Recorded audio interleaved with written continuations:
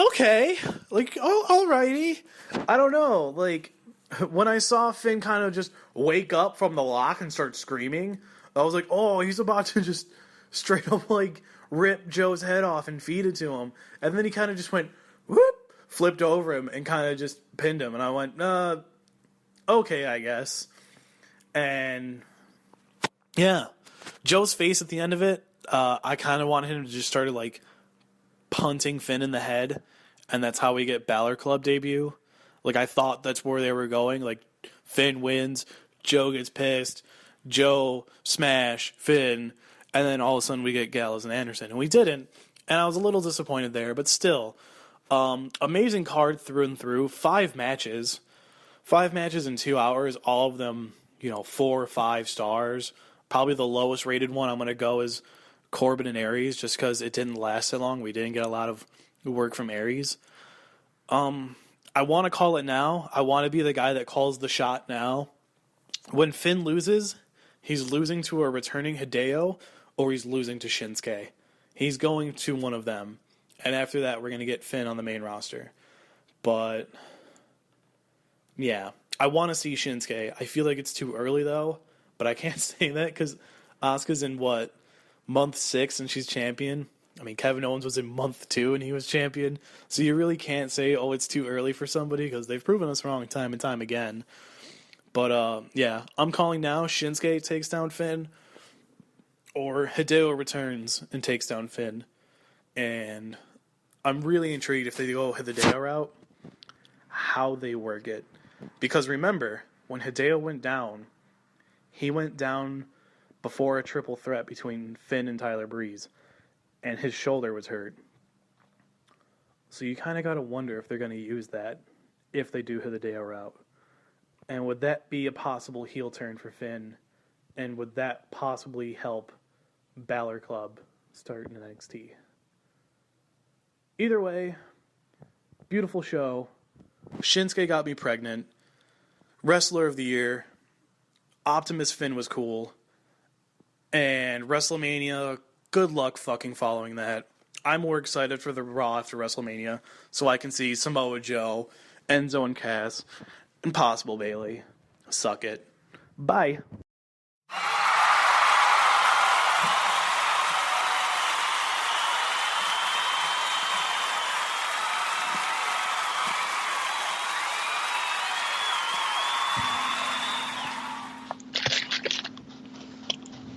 So that was Will with his colorful review of NXT TakeOver Dallas.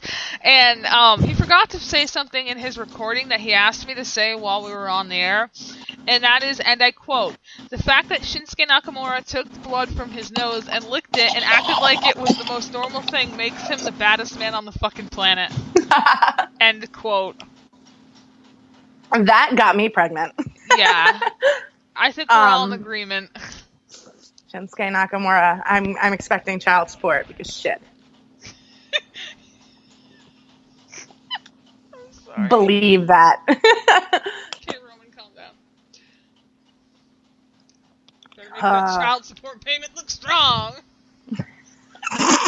Jesus Christ. I was supposed to dub over the Finn Balor music, but everything was going so wrong tonight. I was just like, no. Yeah.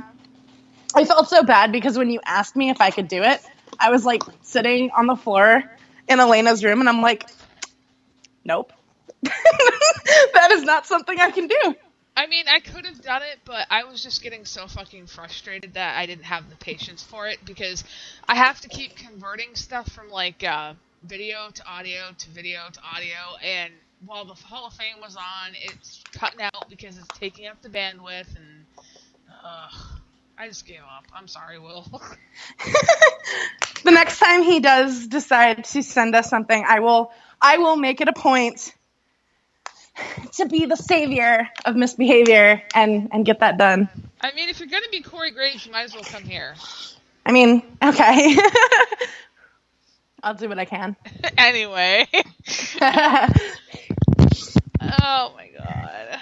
But yeah, can we actually just jump fucking feet first into Takeover because shit. I would have to say that unless they plan on something bigger this year, that is probably going to be the best pay-per-view out of everything. Yeah, for sure.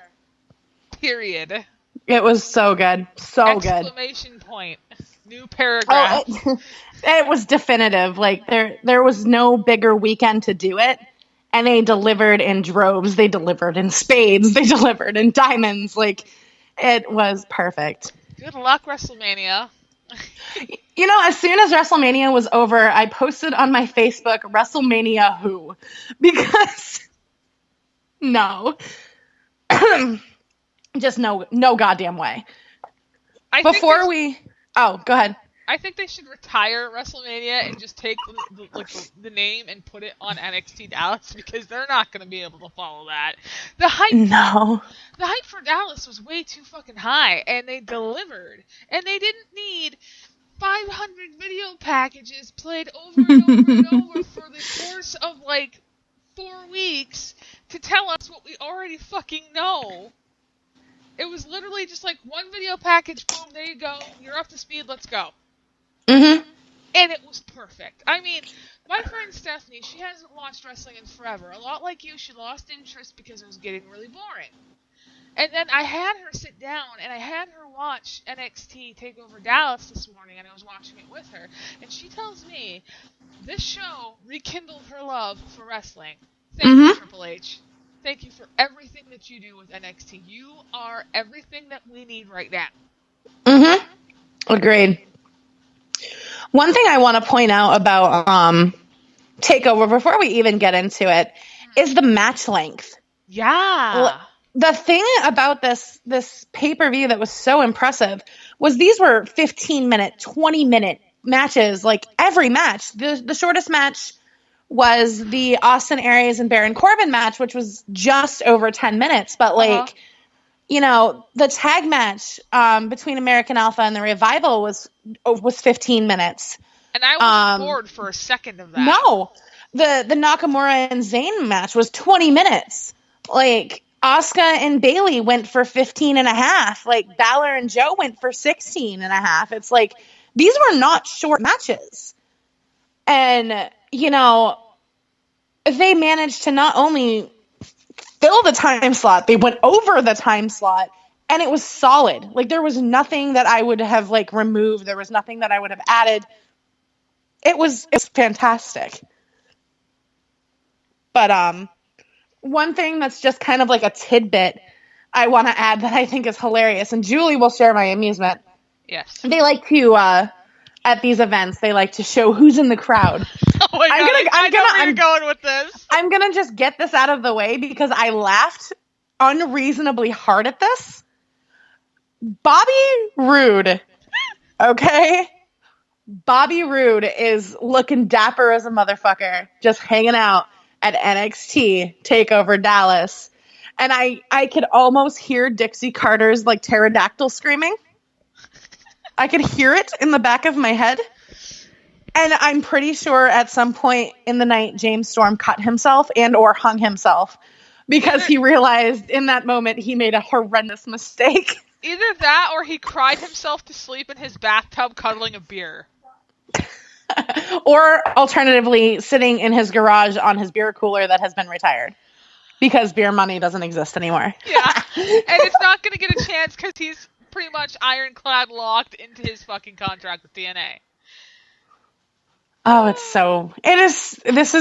is what we call karma. You want to be greedy, my friend? Here you go.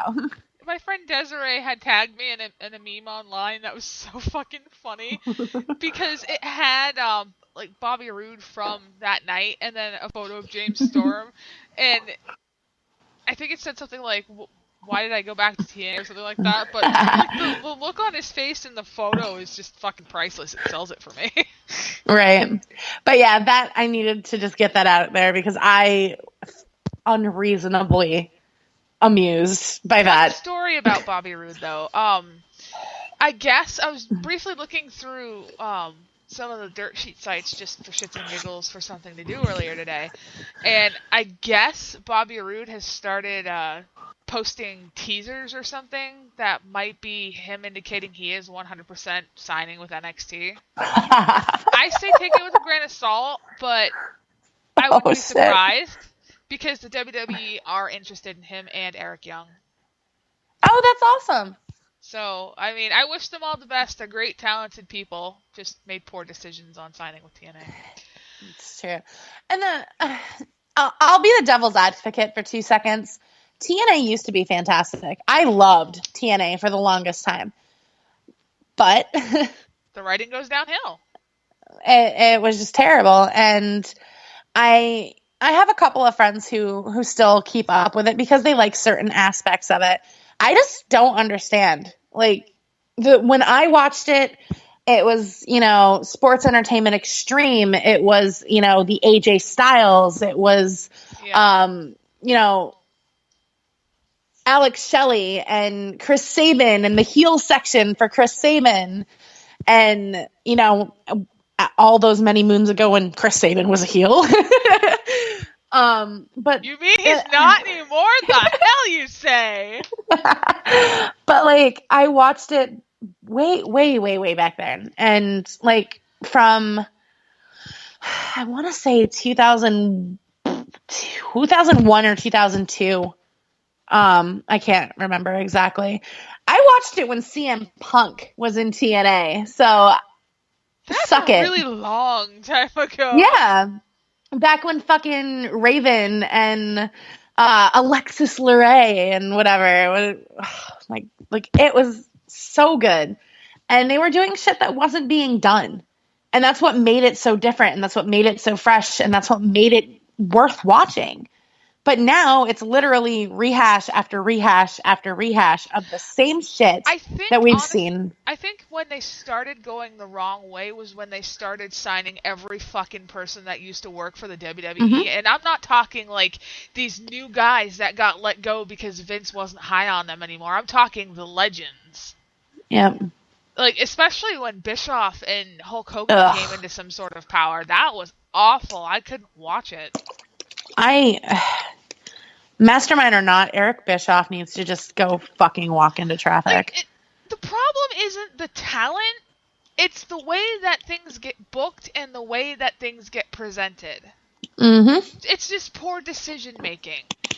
I'm sure if they actually put the effort in, they could turn it around, but right now they got fucking Billy Corgan from the Smashing Pumpkins writing for them. God damn it. And that's where the decay came from, I'm pretty sure. Yeah, it came from the decay in the back of his fucking brain. I want to know how the decay can pretty much get over Jimmy Havoc, because Jimmy Havoc should probably destroy them. I mean, he's kind of fucking insane. We love Jimmy, though. But yeah. Awesome.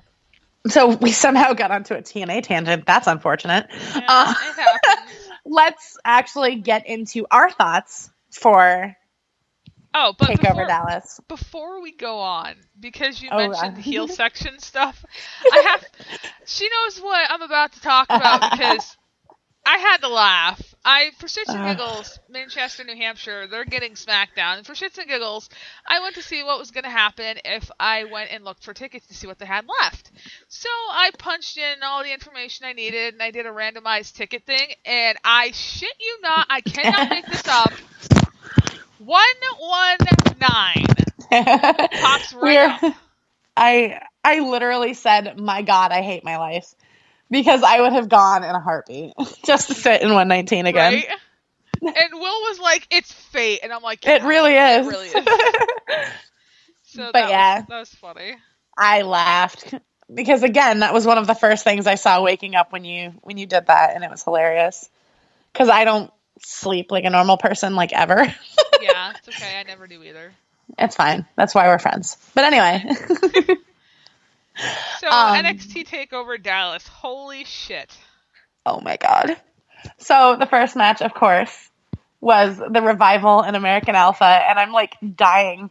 Like, I've been trying so hard to not just, like, spew rainbows out of my face when it comes to this match, because, like, I absolutely have been high on American Alpha since they since Gable's creepy stalker